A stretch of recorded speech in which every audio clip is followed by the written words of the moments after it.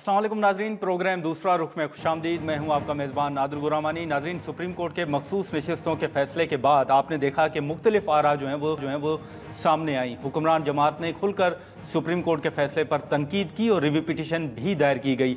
लेकिन कुछ वक्त गुजरने के बाद हमने कल जस्टिस मंसूर अली शाह साहब की जो गुफ्तगू सुनी, जो उन्होंने एक तकरीब से खिताब करते हुए नाम लिए बगैर हुकूमत को ये वाज़े कर दिया कि हुकूमत के पास सुप्रीम कोर्ट के फैसले पर अमल दरामद के अलावा और कोई चॉइस नहीं है। इसी के साथ साथ ये भी कहा गया कि अगर सुप्रीम कोर्ट के फैसले पर अमल दरामद ना हो तो फिर उसके संगीन नताइज होते हैं।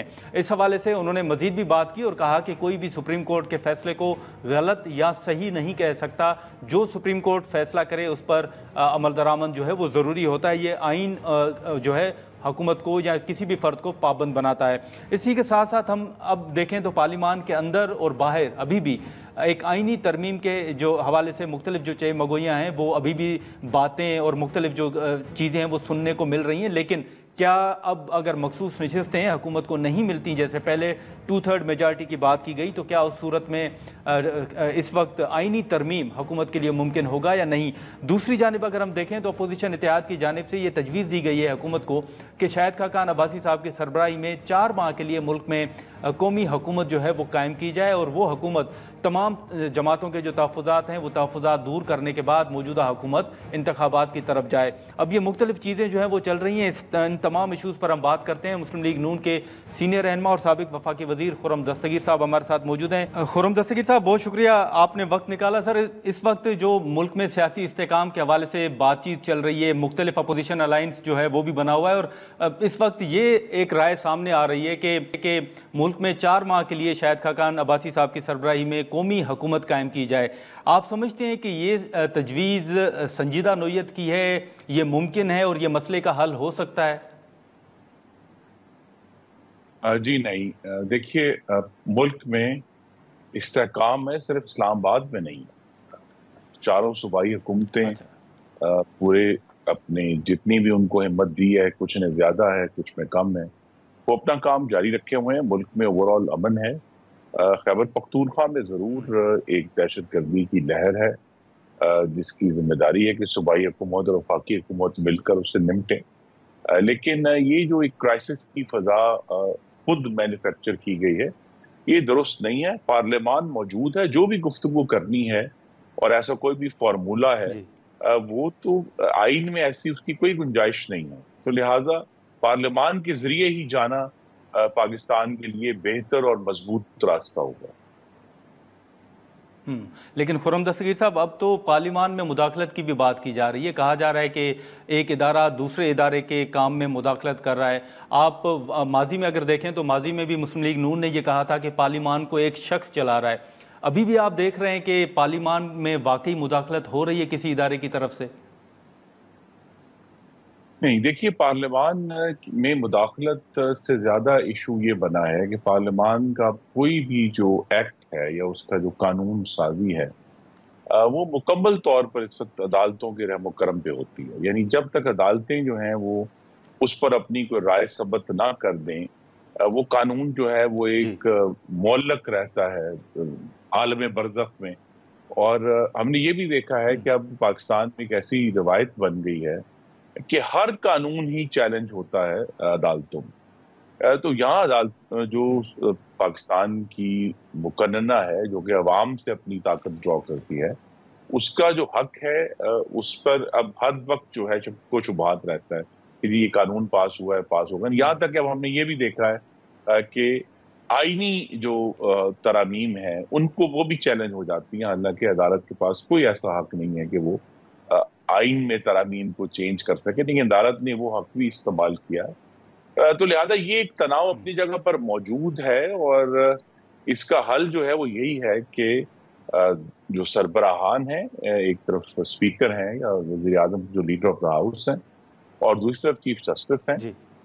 अब ये ऐसा तनाव है जिसमें कोई निगोशिएशन भी नहीं हो सकती है। देखिए कि वो एक इंडिपेंडेंट इदारा है, दूसरी तरफ एक इंडिपेंडेंट इदारा है, लेकिन कोशिश यही करनी चाहिए कि इस मामले को सबसे बेहतर हल जो अभी इसका है वो यही है कि फाजिल जज साहिबान जो हैं वो अगर अपनी गुफ्तगू को अपने फैसलों तक महदूद रखेंगे और उनके जरिए बात करेंगे तो फिर तनाव कम होगा। लेकिन हमने देखा है कि बेंच से ऐसे रिमार्क्स आते हैं, ऐसी तकारीर आती हैं जो कि अदालत को आज खुद सियासत में घसीट कर लेकर जाती हैं, और फिर जब अदालत सियासी मैदान में कदम रखती है तो फिर उसका जवाब भी आएगा। तो ये एक रिस्ट्रेंट है जिसे दोनों अतराफ ने दिखाना है, लेकिन अदालत के पास क्योंकि अपना एक अखलाकी जवाब रखना ज्यादा अहम है अवाम की नजर में, तो उनको वहां भी एक एहतियात होनी चाहिए कि वो बड़ी एहतियात से और अपने फैसलों के जरिए गुफ्तगू करें। बिल्कुल। लेकिन अब खुर्रम दस्तगीर साहब, कल जो यकीनन आपने जस्टिस मंसूर अली शाह साहब की गुफ्तगू भी सुनी होगी, उन्होंने तो कहा है कि नाम तो नहीं लिया लेकिन इनडायरेक्टली उन्होंने ये जो रिजर्व सीट्स का फैसला था उसी तरफ हवाला था उनका कि आपके पास कोई चॉइस नहीं है कि आपने अमल दरामद करना है या नहीं करना, बल्कि आप बाउंड हैं कि आपने अमल दरामद करना है। इसके बाद आप देखते हैं कि हुकूमत को अमल दरामद करना चाहिए ताकि सियासी इस्तेकाम आ सके, या एक जो दो इदारे हैं वो आमने सामने ना हो, या आपकी तजवीज़ क्या होगी? जी देखिए, जिस तरह अब हर जो कानून बन रहा है पार्लियामान में वो चैलेंज होता है, और जब तक उसके ऊपर अदालत की मोहर नहीं बन जाती वो एक हवा में मुअल्लक है। तो यहाँ भी बेहतर यही है कि जब तक तफसीली फैसला नहीं आ जाता उस शॉर्ट ऑर्डर का, तब तक तो जरूर इंतजार किया जाए कि ये कौन सी बुनियाद है।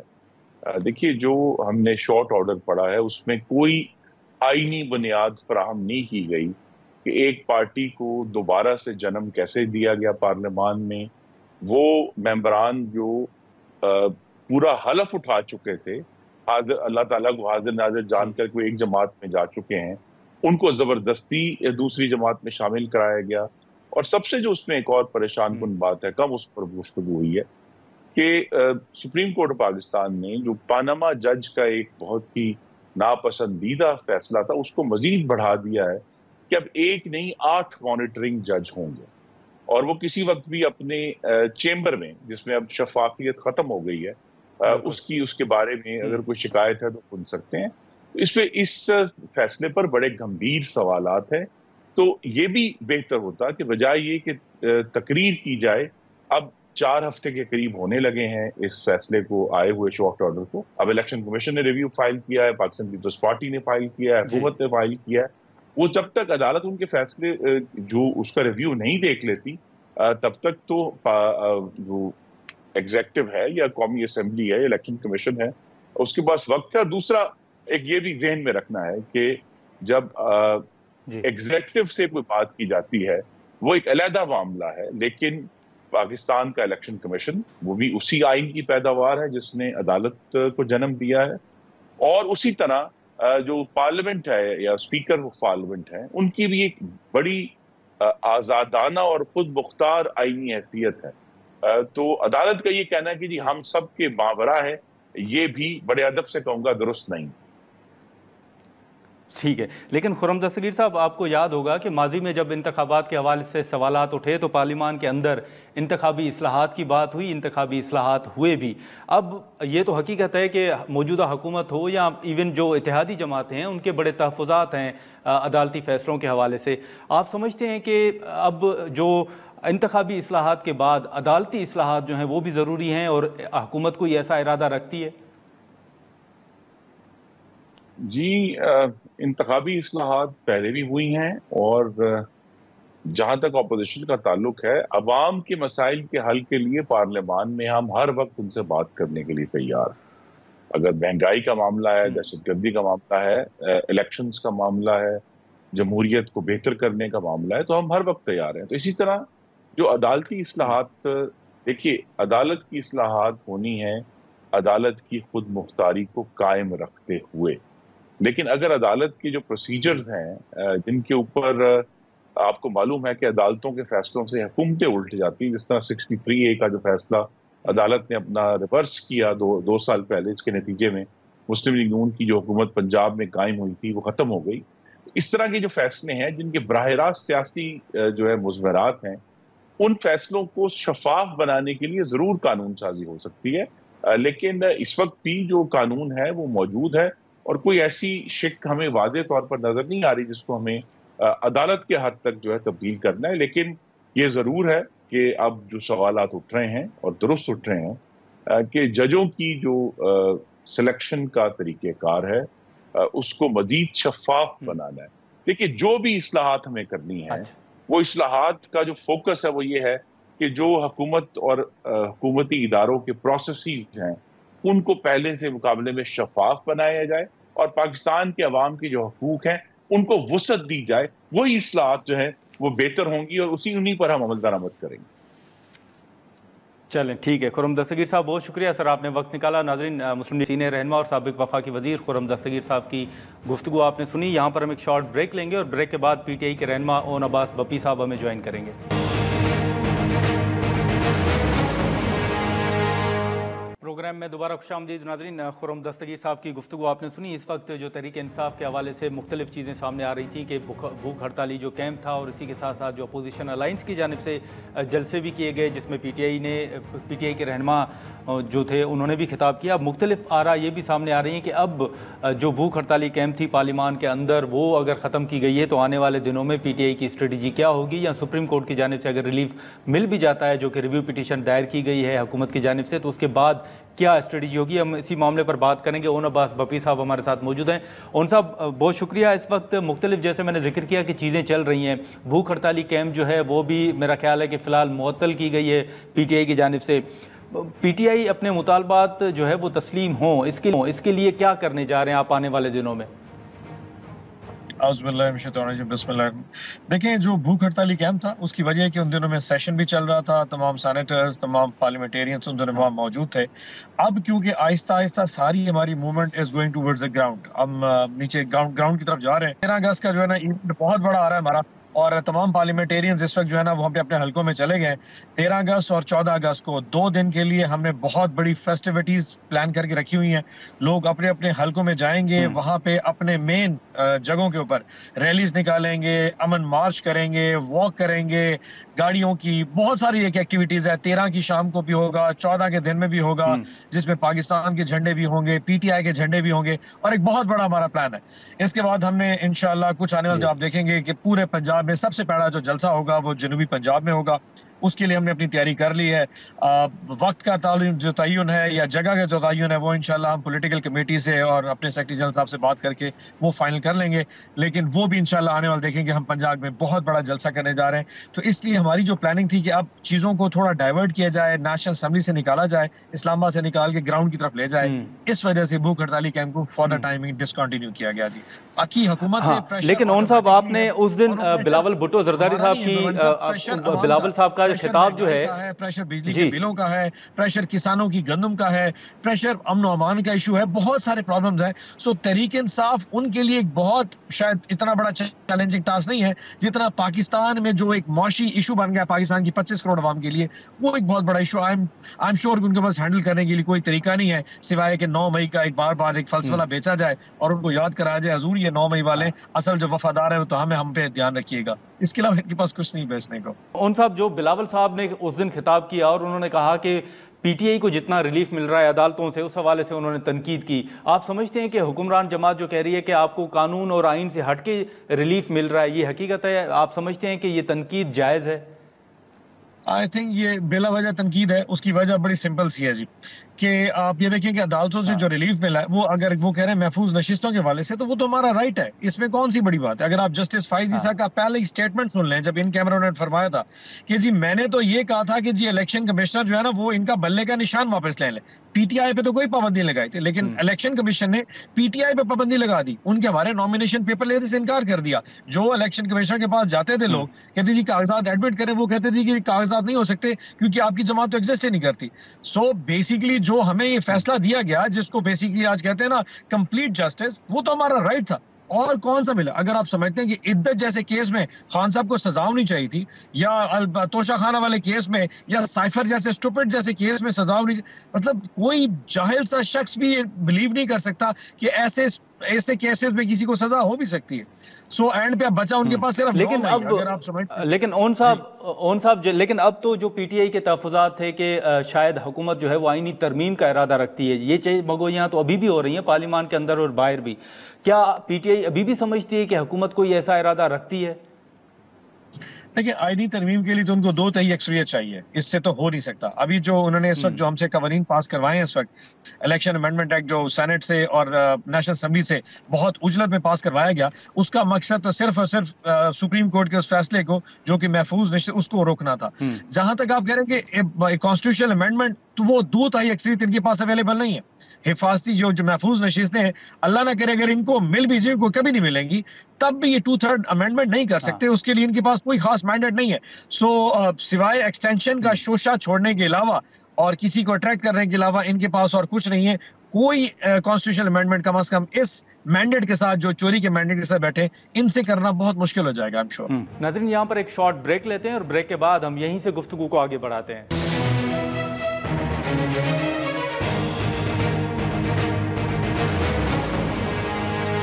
प्रोग्राम में दोबारा खुशामदीद। अब उन साहब, ये भी तो एक सवाल उठाया जा रहा है ना कि अब आपकी जो लड़ाई है, जो फोकस है, वो हमें रिजर्व सीट्स नज़र आ रही हैं। लेट सपोज के हुकूमत की अब ये तो देखना होगा कि सुप्रीम कोर्ट का फैसला क्या आता है, लेकिन अगर आपको मखसूस नशिस्तें मिल भी जाती हैं तो उन मखसूस नशिस्तों के बावजूद भी पीटीआई तो ऐवान के अंदर अपोजिशन ही में बेंचेस पर बैठेगी, तो क्या फिर वो मखसूस नशिस्तें हासिल करने के बाद आप अगले 5 साल जो है वो अपोजिशन का किरदार ही अदा करते रहेंगे ऐवान के अंदर?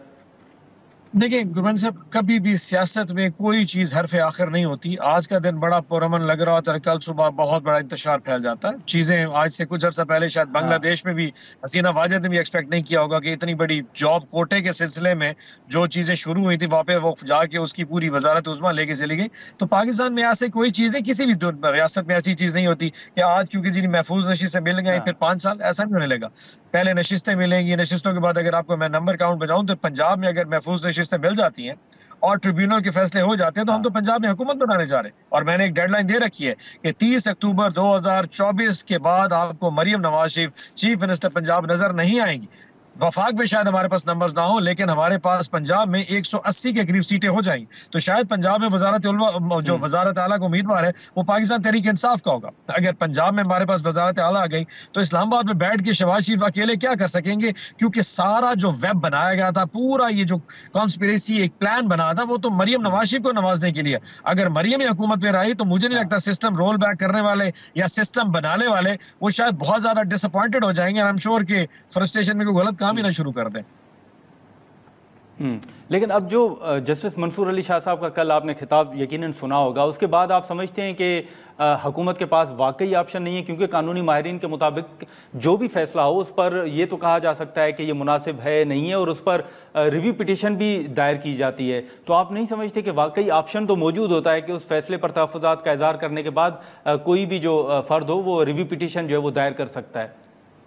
गुरबंद साहब, बात यह है कि सुप्रीम कोर्ट के फुल बेंच ने एक फैसला किया और फुल बेंच में मेजॉरिटी ने यह फैसला दे के अपना मुकम्मल कर दिया। अब इशू ये कि अगर वो कहे जी हम फैसला नहीं मानते, तो किसी भी रियासत में अगर कोई इदारे का फैसला उसके कानून और आइन के मुताबिक कोई ना माने तो वो उसका हल फिर क्या है? केओस, इंतशार फैल सकता है ना। कि अगर डीपीओ किसी अपने डीएसपी को या पुलिस वाले को कहे जी फलाने शख्स को गिरफ्तार कर लो, कहते मैं तुम्हारी बात नहीं मानता क्योंकि तुम मुझे अच्छे नहीं लगते, या मैं समझता हूँ तुम तो गलत फैसला दे रहे हो, फिर तो इंतशार है। या कल को कोई जर्नैल अपने किसी नीचे अपने सबऑर्डिनेट कहेगी जी फलानी जगह पे तुमने बॉर्डर पे जाके फलाना काम कर रहा है, कहते नहीं जी मैंने शाम को बच्चों के साथ चाय पीने जाना है, तो फिर इस तरह तो इंतशार फैलेगा ना। इसी तरीके से नहीं, लेकिन उन साहब उस फैसले को रोकने के लिए पार्लियामान कानून साजी कर चुकी है, अब तो कानून आ चुका है, तो उस कानून की मौजूदगी में आप क्या समझते हैं? क्या फैसला क्या किया, उसमें क्या फैसला किया? यानी कि एक पॉलिटिकल जमात को आपने एज अ जमात नहीं लड़ने दिया और अब उस जमात को अगर उसकी एक शनाख्त दी जा रही है, उसके नतीजे में उसकी कोई महफूज नशिस्तें बनती हैं, आप वो भी नहीं देना चाह रहे। सो मेरा कहना है कि कोई ऐसा कानून जो कि आइन के मुतवाजी हो और खास तौर पर एक ऑलरेडी सुप्रीम कोर्ट का फैसला आया हो और आपने सिर्फ उसको रिवर्ट करने के लिए कानून बनाया, जो वो तो पागल भी समझ जाएगा कि ये कानून सिर्फ और सिर्फ सुप्रीम कोर्ट के लिए बनाएगा। इस तरीके से तो कल को कोई अदालत किसी को फांसी की सजा दे और उस वक्त का आईन के मुताबिक नेशनल असेंबली लॉ पास कर दे। ठीक है उन साहब, बहुत शुक्रिया, आपने वक्त निकाला। नाज़रीन, ओन अब्बास भप्पी साहब की गुफ्तगू आपने सुनी। यहाँ पर हम एक शॉर्ट ब्रेक लेते हैं और ब्रेक के बाद की रहनुमा सायरा बानू साहिबा हमें ज्वाइन करेंगे।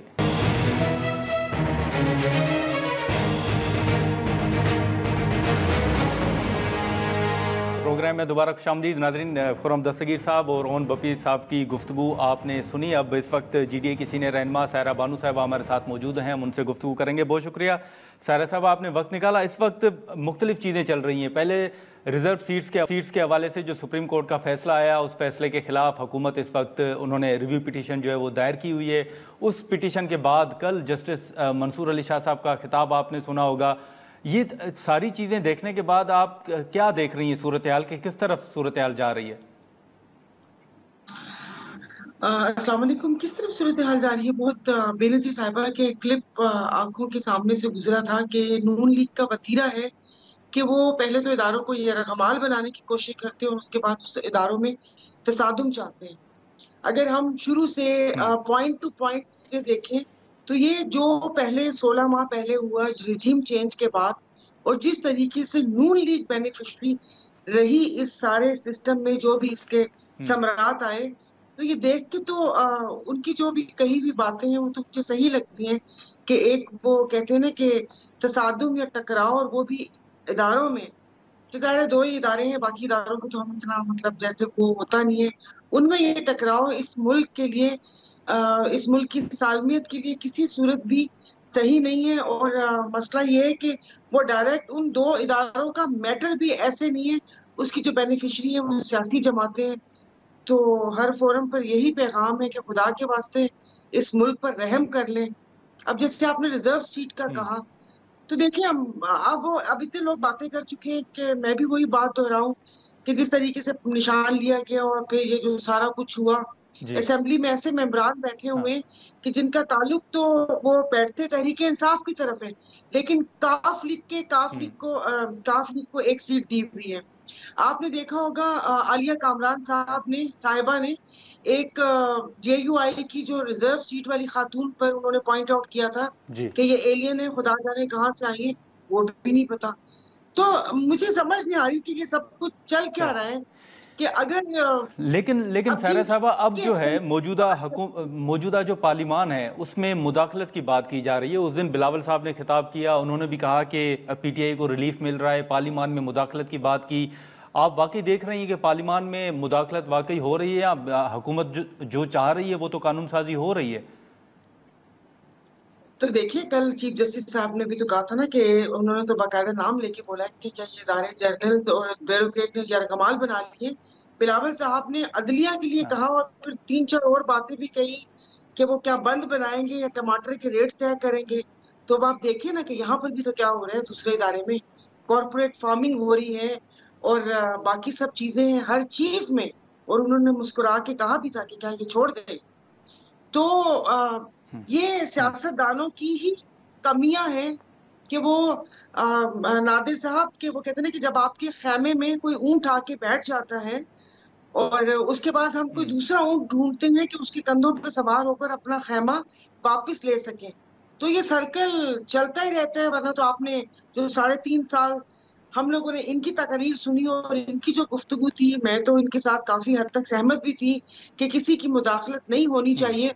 मगर अब आपने देखा कि पहले अगर इतनी सी मुदाखलत थी, अब तो वो ठाकुर ने अपने दोनों हाथ काट के दे दिए। ठाकुर ने अपने हाथ नहीं, लेकिन ठाकुर ने पूरी हाथ काट के दे दिए।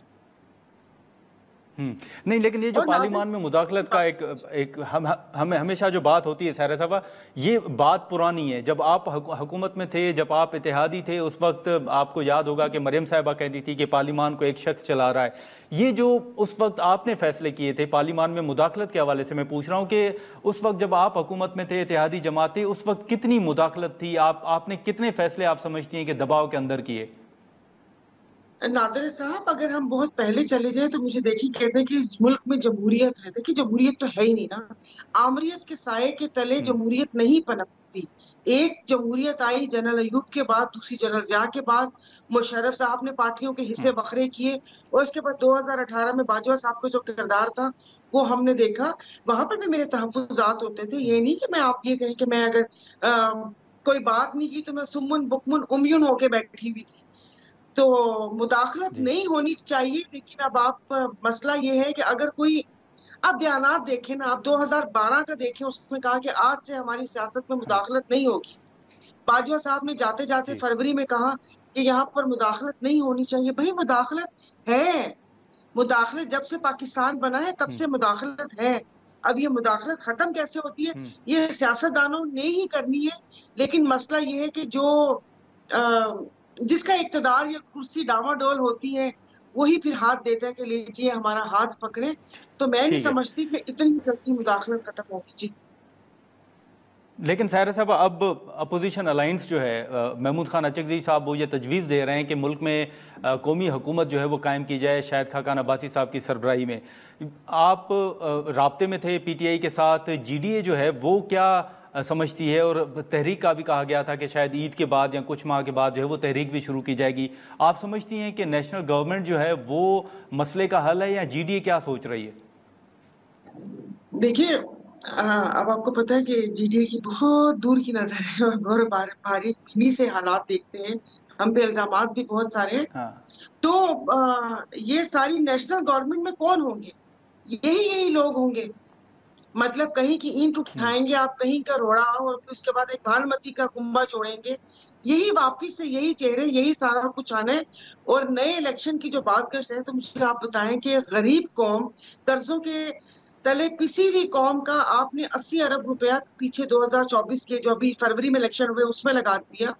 अगर किसी को, हम भी ये कहते हैं, हल्के खुलवा दें। बाकी ये कि नेशनल गवर्नमेंट, अब आप जमात इस्लामी के धरने की बात आप करें कि वो आए थे बिजली में कमी करवाने के लिए, 2 रुपए 40 पैसे यूनिट बढ़ाकर धरना खत्म हो गया। यहाँ पर किसी को किसी पे एतबार नहीं है नादिर साहब। एब्डो के कानून के बाद यहाँ पर सियासतदानों की जो नर्सरी है वो खत्म हो गई थी। आपने अताई हकीम, अताई डॉक्टर तो सुने होंगे। मैं ये कहती हूँ कि इस वक्त जो असेंबली में भी, आप मुझे भी बीच में कर ले, इस सब हम अताई सियासतदान बैठे हुए और इसमें से आधे तो पे रोल पर हैं। तो बाट रखे हुए वजन तराजू बराबर करने के लिए एक उठा के 2 उधर डाल देते हैं। MQM का किरदार हो गया, काफ लीग आप देख लें, मेंगल साहब की नाराजगियां देख लें, जमात इस्लामी देख लें। तो मैं नहीं समझती, यहाँ पर किसी को किसी पे भरोसा नहीं है। अब मुझे नहीं पता मेरी बात समझ रहे हैं या नहीं समझ आ रही कि यहाँ पर अगर 5 लोग बैठे हैं, 5 लोग बैठे हैं, तो आपको नहीं पता कि वो उठने के बाद बाहर किसको फोन करते हैं। इनको अपनी बैसाखियां साइड पे रख के एक दूसरे का हाथ थाम के चलना पड़ेगा, वरना अदरवाइज। मैं आपको बताती हूँ, बस 1 मिनट, आप PTI की बात करें, देखिए PTI के जो धड़े बंदे, मतलब मैं कैसे आपको बताऊं, बहुत सारी बातें करेंगी।